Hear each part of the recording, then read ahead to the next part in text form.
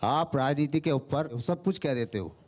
हम सब बैठे हैं यहाँ, मुसलमान भी हैं, हिंदू भी हैं, सब एक है, हिंदुस्तानी हैं हम। आपको ये बात से छुटकारा मिलना चाहिए और सबक ले लेना चाहिए कि आप पिछली सरकार पर छींटे मार रहे थे, उसके ऊपर बहुत कुछ आप सत्ता में आए। 1 साल की राजनीति आपने किस बेस पे चलाई है, कैसे चलाई है? ऐसे चला है राजनीति? ऐसे नहीं चलती, नहीं धर्मों पर नहीं चलती, जातियों पर नहीं चलती। सीखो, तुम्हें देख कर रोना आता। ये उपदेश भाईचारे की बात एक कश्मीर घाटी में जाकर करते अच्छा होता। मुझे लगता है कि हर हिंदू भाईचारे के उद्देश्य को अच्छी तरह समझता है और मुझे लगता है कि इनके उपदेश की आवश्यकता है, यानी कश्मीर में जाकर के उनके उपदेश करना चाहिए। इस प्रकार की तहरीर इनको कश्मीर में जाकर करनी चाहिए। हाँ, ये सारे झोलम झाल से दूर हूँ मैं, इसलिए तो मशहूर हूँ मैं। खाना सही समय पे नहीं खा पाता, मजबूर हूँ मैं।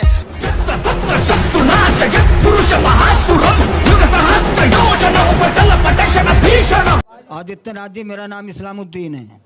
पहले आप ये बताइए कि एक शायर ने लिखा है कि मिटा दे अपनी हस्ती को अगर मर्तबा चाहे, मिटा दे अपनी हस्ती को अगर मर्तबा चाहे, कि दाना खाक में मिलकर गुलो गुलजार होता है और जब निकल जाती है बू तो गुल बेकार होता है।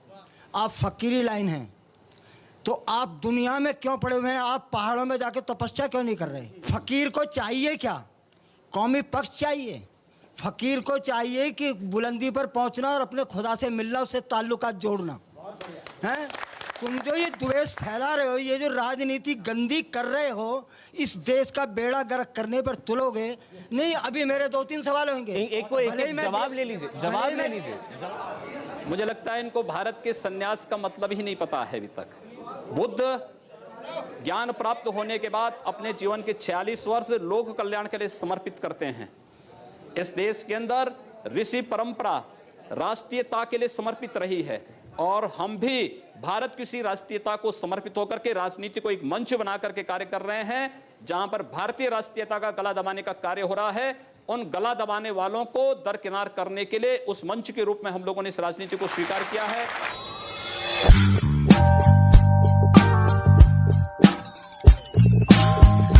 मेरा नाम डॉक्टर एम ए खान है। आदित्य जी, आप वैसे तो बहुत भोले हो और बहुत चेहरा भी आपका ऐसा लगता है कि वाकई बहुत मासूम हो, लेकिन आप जब भी बात करते हो कुछ ऐसी बात करो जिसे पब्लिक के लिए अच्छी लगे और देश चलने की बात हो। आप करते हो कश्मीर की बात करते हो, आप करते हो पाकिस्तान से मुसलमानों की बात करते हो कि बाहर भेजो। आपका अगर ये एजेंडा में है कि मुसलमान इस देश से चले जाएं तो बताओ कहाँ जाए, भेजो उन्हें, कहाँ भेजना है। अगर आपका यही है भाई, आप तो योगी हो, आप तो कम से कम उनको आशीर्वाद दो। सारे देश के लिए सब फूल है आपके बराबर, आपके लिए। मैंने ये तो नहीं कहा कि मुसलमानों को पाकिस्तान भेज दीजिए। मैंने ये कहा भारत के प्रत्येक नागरिक को सुरक्षा प्रदान करना सरकार की जिम्मेदारी है और भारत की मोदी सरकार इस कार्य का निर्वहन कर रही है। लेकिन आपसे मैं पूछना चाहता हूं, कश्मीर में हिंदुओं के साथ जो कुछ हुआ, क्या कभी आप लोगों ने निंदा किया? क्या अपने जुमे की नमाज में इन बातों को आप लोगों ने कभी खंडन किया कि कश्मीर के हिंदुओं पर जो अत्याचार हुआ है उसको हम निंदा करते हैं? मेरी आपत्ति है, आपने भी कहा, मेरी आपत्ति है। अभी आपने कहा आप लोगों ने इससे क्या तात्पर्य है? क्यों नहीं खंडन किया इन्होंने? नहीं, इससे क्या तात्पर्य है? इन सब से जो ये प्रश्न पूछ रहे हैं, इन सब से मेरा तात्पर्य है कि इन लोगों ने आखिर इस बात का खंडन कभी क्यों नहीं किया कि कश्मीर में जो कुछ हिंदुओं के साथ हुआ वो गलत हुआ है। खंडन करें ये लोग भी उसका। ऐसे लोगों को कंडम किया जाना चाहिए जो देश के अंदर जाति और मजहब के आधार पर भावनाएं भड़का करके समाज को बांट रहे हैं और देश को कमजोर कर रहे हैं। सुन, मैं वापस आ गया, तू फिर से डरेगा। जिस तरह फ्लॉप हुआ आप क्या करेगा, मैं पहले से फेमस था। योगी जी, मेरा नाम मुनेंद्र प्रताप सिंह है और मैं आपसे क्वेश्चन करना चाहता हूं कि जिस तरीके से मोदी सरकार में सलमान खान जैसे व्यक्ति ने एक व्यक्ति को, गरीब व्यक्ति को कुचल दिया शराब पीकर, तो उसको बेल मिल जाती है, जयललिता जी को बेल मिल जाती है, लेकिन साध्वी प्रज्ञा ठाकुर जिन पर आज तक कोई भी आरोप तय नहीं हुए और वो 6-7 सालों से जेल में बंद है, तो उनकी रिहाई के लिए मोदी सरकार क्यों कुछ नहीं कर रही है? आपका प्रश्न जायज है, लेकिन इस पर मोदी सरकार का बस नहीं है, क्योंकि भारत की न्यायपालिका स्वतंत्र है, सरकार का उस पर कोई नियंत्रण नहीं है, इसलिए न्यायिक उस पर सरकार का कोई हस्तक्षेप नहीं होता है। चलिए।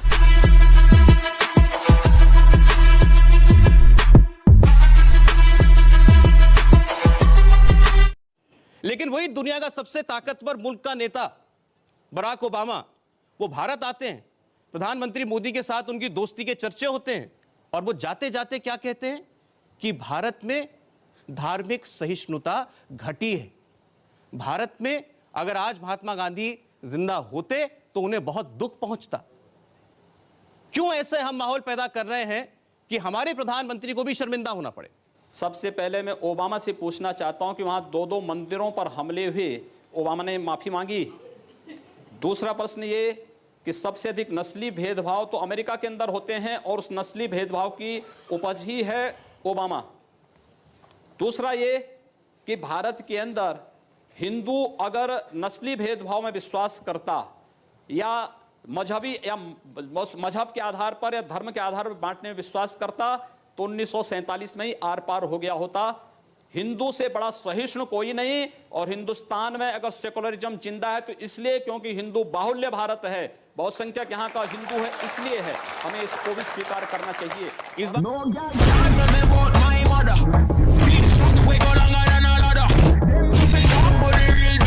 एक आवाज आई आपके एनडीए के बीजेपी के पूर्व साथी हैं, बहुत सीनियर नेता अरुण शौरी, उनका बयान मैं आपको बता रहा हूं। उन्होंने तो वैसे बहुत बातें कही, लेकिन इस सामाजिक मुद्दे पे उन्होंने कहा कि अल्पसंख्यकों में असुरक्षा है, चिंता है, और ये सब कुछ हुआ है घर वापसी, लव जिहाद, चर्च पर हमले, इन जैसे मुद्दों की वजह से।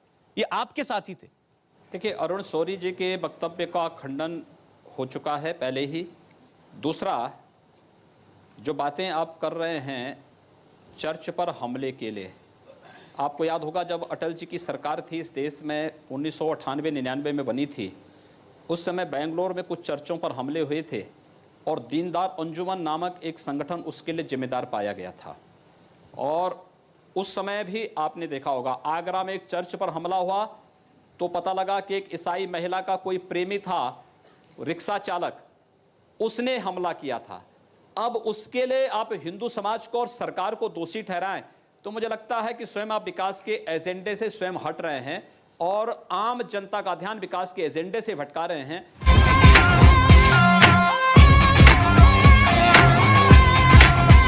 चलिए ठीक, अब आ रहा, अब सवालों पे आ रहा हूं, एक एक करके।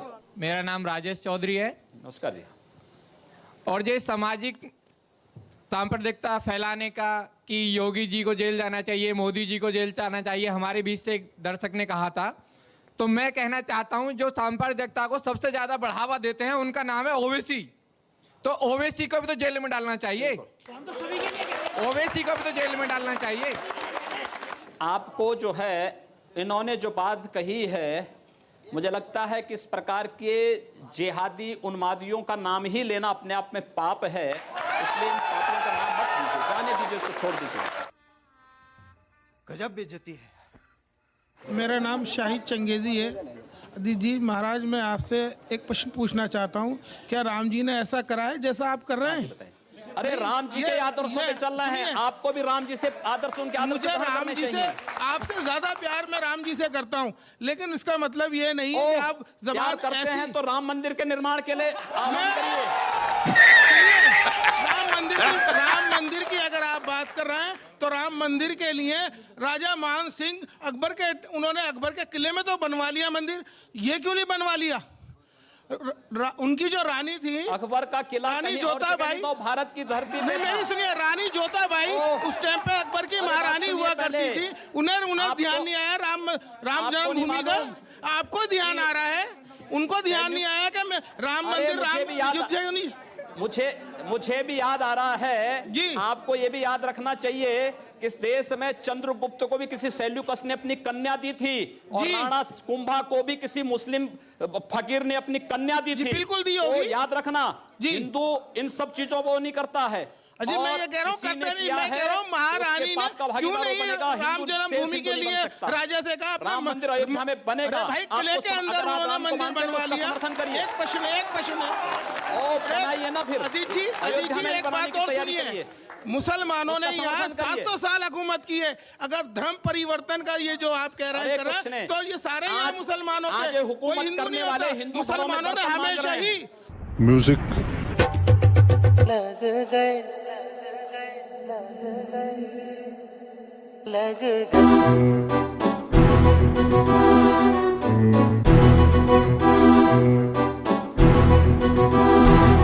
हाँ आँख बंद नाक बंद खोटा खोटा बात बंद बनना है तो बाप बन छोटे थोड़ा श्राप बन 4 जन जब करेंगे तेरी बुराई तब समझ जाना कि तू बेटा मचा रहा है तब